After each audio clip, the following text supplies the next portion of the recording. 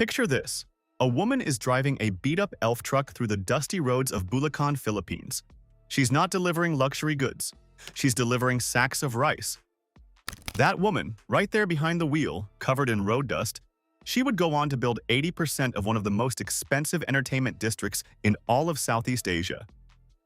Her name is Alice Eduardo, and this is a story they never taught you. Now, here's where it gets wild. The construction industry in the Philippines is as male-dominated as it gets. We're talking hard hats, steel beams, cranes the size of buildings, and boardrooms where women were expected to pour the coffee, not run the company. But Alice Eduardo didn't just walk into that world. She kicked the door wide open. And she did it without an engineering degree, without a construction background, and without a single person in her corner telling her it was a good idea. Today, Stott Elena Construction and Development Corporation is classified as a AAA large B contractor. For those who don't know what that means, it means her company has a capitalization of at least 300 million pesos, and she can bid on any billion peso project in the country. Any billion peso project, power plants, highways, airports, ports, bridges, skyways, she's built them all. And the kicker? She started with 4 rented cranes and a whole lot of audacity. But the road from rice delivery girl to construction titan? It wasn't paved with gold. It was paved with rejection, financial ruin, and a crisis that wiped out half the businesses in Asia. Let's rewind. Chapter 1. The Origin. Alice Galang. Eduardo was born on March 20th, 1965, in Jaén, Nueva Ecija, Philippines. She was the eldest of 4 siblings. Her father, Andres, was a dentist. Her mother, Elisa, was a certified public accountant. And together, the Eduardo family ran a network of businesses that most Filipino families would dream of: a garments export company in Manila, a rice milling operation in Bocaue, Bulacan, a rice trading business in Nueva Ecija, and even a bowling center. So yeah, Alice didn't grow up in poverty. But that's not the story here. The story is what she wanted to become versus what the world told her she was allowed to be. From the time she was a little girl, Alice was obsessed with construction. She would watch roads being built, bridges going up, buildings rising from nothing but dirt and steel. She wanted to be an engineer. She dreamed of wearing a hard hat and surveying dusty construction sites. She could see it. That was supposed to be her life. But when she told her mother about this dream, it didn't go well. See, this was the 1980s in a traditional Filipino household. Engineering was considered a man's job. Period. Her mother, Elisa, wanted her daughter to become a doctor. Or a nurse. Something respectable. Something feminine. Something safe. And here's the thing about Alice Eduardo that you need to understand early. She's a devoted daughter. She wasn't the type to rebel, throw a tantrum, and run off to chase her own dreams. She compromised. Instead of engineering, she enrolled in a management program. She graduated from the University of Santo Tomas in 1986 with a business degree and did what was expected of her. She went home and ran the family businesses. Now pause here for a second. Because most people would hear that and think, well, that's the end of the dream. Daughter obeys her parents, takes the safe route, manages the family empire, and that's her life. Right? Wrong. Dead wrong. Because what Alice was really doing during those years running garments exports and rice mills was absorbing every single lesson about business, negotiations, supply chains, and handling money that she would eventually need to build something massive. She and her sister Small, yes, that Small, now Mrs. Philip Laude, the famous Filipino socialite and vlogger, they exported infant and children's dresses to the United States. They were Baby Dior and Disney suppliers. Think about that. She was working at an international level before she ever touched a piece of steel. And she was driving that elf truck herself, personally delivering rice to clients across Luzon. And that rice delivery? That's exactly where this story turns. Chapter 2. The Break. It was 1995. Alice was 30 years old. She was on one of her usual rice delivery runs when she pulled up to the offices of Concrete Aggregates, one of her rice supply clients. They were in the middle of a massive construction project in Malolos, Bulacan. And somebody at Concrete Aggregates asked Alice a question that would change the entire trajectory of her life. They asked her if she could supply steel splices. not rice. Steel. Now, for someone who had dreamed of being in construction since she was a child, this was like the universe finally picking up the phone and calling her back. Alice didn't hesitate. She said yes. She sourced the steel. And she didn't just arrange for it to be delivered, she personally brought it to the construction site herself. Same way she delivered rice. Same truck, same work ethic, different product, different destiny. And she didn't just deliver, she over-delivered. On time, on spec, no excuses. Concrete Aggregates was impressed. So impressed that they kept coming back. And Alice realized something that most people never figure out. The door to your dream doesn't always open the way you expect. Sometimes it's disguised as a random request from a rice client. That same year, Alice Eduardo founded STA Elena Construction and Development Corporation. She started with 4 sets of cranes, rented, not bought, and a fire in her belly that no amount of doubt could extinguish. Her first major project was the foundation work for the Magnate steel plant in Batangas. After that came the Santa Rita power plant, then the San Lorenzo power plant. 3 major power plant projects right out of the gate. Alice Eduardo was in the game, and she was learning fast. But here's the thing about construction in the Philippines in the mid-90s. It was booming. Money was flowing, projects were everywhere, and Alice, riding high on her early wins, made a decision that would either make or destroy her. She took out massive bank loans to purchase brand new, top-of-the-line heavy equipment. Not used, not refurbished, brand new. The best cranes, pile drivers, and excavators money could buy.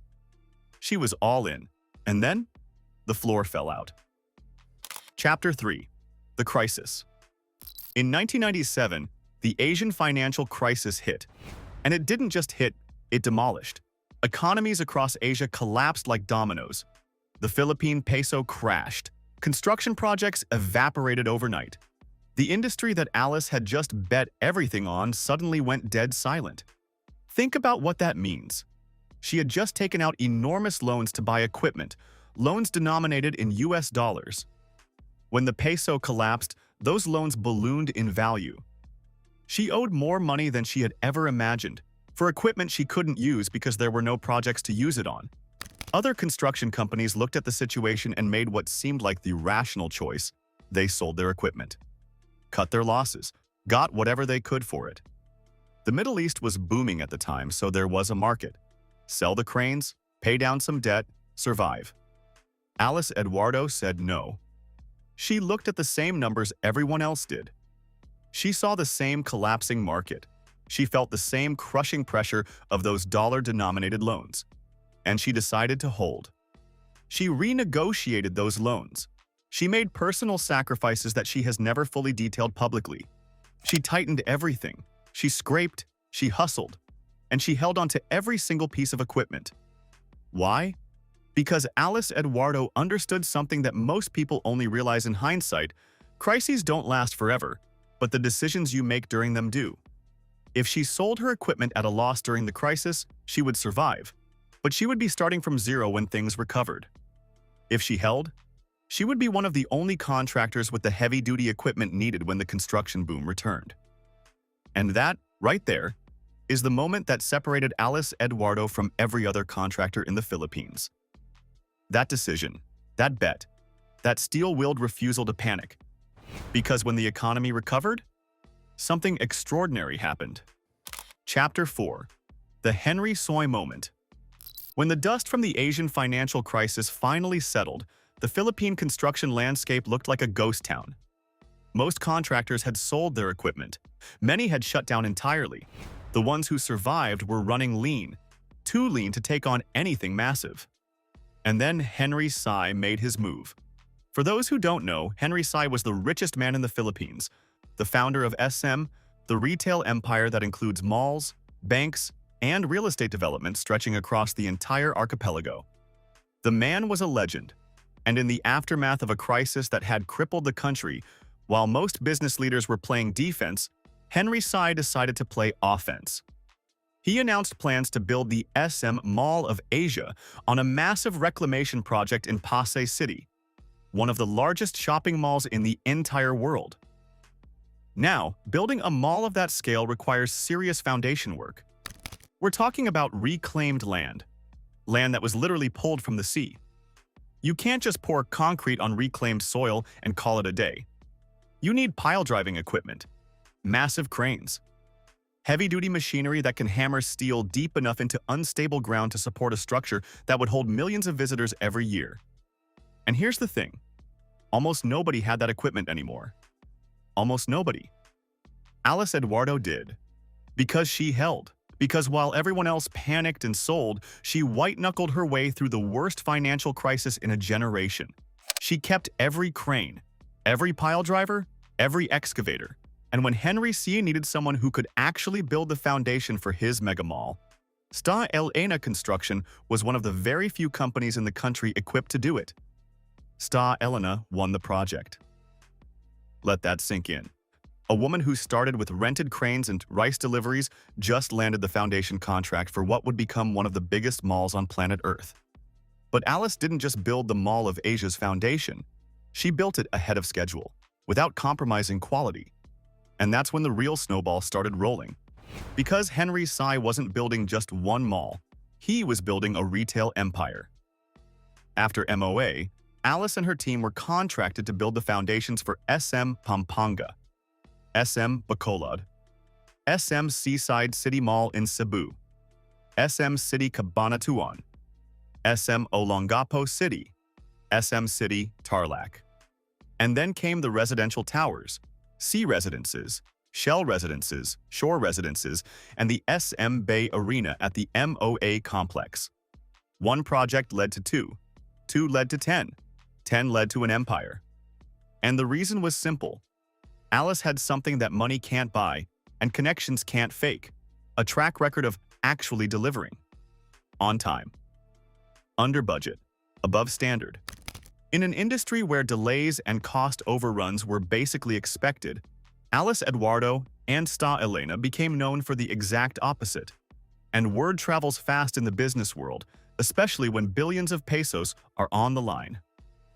Chapter 5. 80%. Here's where the story goes from impressive to almost unbelievable. After the SM projects, the international investors pouring money into the Philippines started paying attention. The Entertainment City project in Parañaque, a sprawling complex of mega casinos, luxury hotels, and resort developments along Manila Bay, was gearing up. We're talking about Solaire Resort and Casino, City of Dreams Manila, Bel Grande Casino and Resort, Manila Bay Resort. These were billion-dollar developments backed by some of the wealthiest investors on the planet. And they all needed foundations built on that same tricky reclaimed land. They all needed a contractor with the equipment, the expertise, and the track record to deliver on time and on spec. They all hired Alice Eduardo. When it was all said and done, people in the Philippine construction industry started saying something that sounded like a joke but was absolutely true. Alice Eduardo built approximately 80% of the Entertainment City's foundations. 80%. One woman, one company, in an industry where she wasn't even supposed to be. But she wasn't done. Not even close. Because the project that Alice Eduardo is most personally proud of isn't a mall or a casino. It's a power plant. The first-gen Siemens San Gabriel power plant in Batangas. A 414-megawatt natural gas-fired power facility with a total project cost of $600 million. And here's what makes this one special. She didn't just win the contract. She won it against international construction firms from around the world. German companies, European conglomerates, global heavyweights with decades of experience building power plants on multiple continents. They all bid. They all thought they had the edge. And a Filipina construction magnate from Nueva Ecija outbid every single one of them. Sta Elena became the first Filipino contractor ever hired by Siemens to construct a power plant. The first. In the entire history of the German industrial giant's operations in the Philippines, no local contractor had ever been trusted with that responsibility. Alice Eduardo changed that. She didn't just break through the glass ceiling of gender, she broke through the glass ceiling of nationality, proving that a Filipino contractor could meet and exceed international standards on a global stage. And when they broke ground on that power plant, the president of the Philippines attended the ceremony personally. Chapter 6. The Woman Behind the Steel. Now, if this story was just about business wins and construction contracts, it would be impressive, but it wouldn't be complete. Because the part of Alice Eduardo's story that truly defines her isn't what she built. It's who she is when the hard hat comes off. Alice Eduardo is a single mother of 3 children, Jacqueline, Jameson, and Jessica. She raised them while simultaneously running one of the largest construction companies in the Philippines. Every morning, she had to make the choice between being at a construction site at dawn or being at the breakfast table with her kids. She navigated a personal crisis, the end of her marriage, while simultaneously building entertainment city foundations and bidding on international power plant contracts. And she never talked about it publicly as a weakness. She never played the sympathy card. She just kept building. But here's the part that turns this from a success story into a legacy story. In 2014, Alice personally funded the construction of a 320 square meter pediatric isolation ward at the Philippine General Hospital. This wasn't a corporate donation made for tax purposes. This was personal. She paid for a facility dedicated to children suffering from leukemia and other cancers, children from families who couldn't afford treatment. She then spent an additional 19 million pesos to build a dormitory near the hospital so that the families of these sick children would have a place to stay while their kids were being treated. She visits that ward regularly, not for photo ops, not for press coverage. She goes because those children matter to her. When people ask her about it, she doesn't talk about charitable strategy or brand building. She says something that stops you cold. If I can save a soul and make people happy, I feel super happy. That's not a line from a PR team. That's a woman who grew up watching her mother practice generosity as a way of life. Alice credits her mother, Elisa, for instilling that spirit in her from childhood. And she's carried it forward with donations to Habitat for Humanity, the Philippine Red Cross, Caritas Manila, and the Go Negocio entrepreneurship program where she mentors aspiring Filipina business owners. In 2018, Forbes Asia recognized her as one of their heroes of philanthropy, putting her in the same league as Asia's most generous billionaires. She had personally donated over $1.3 million since 2014, and that number has only grown. Then in September 2025, the University of Santo Tomas, the same school where she studied management instead of engineering all those decades ago, awarded her an honorary Doctor of Commerce degree. They called her a woman of steel who has advanced progress through enterprise and integrity. That title, Woman of Steel, has followed Alice Eduardo for years. It started because she literally began her construction career supplying steel. But it stuck because it describes something deeper than metal. It describes her spine.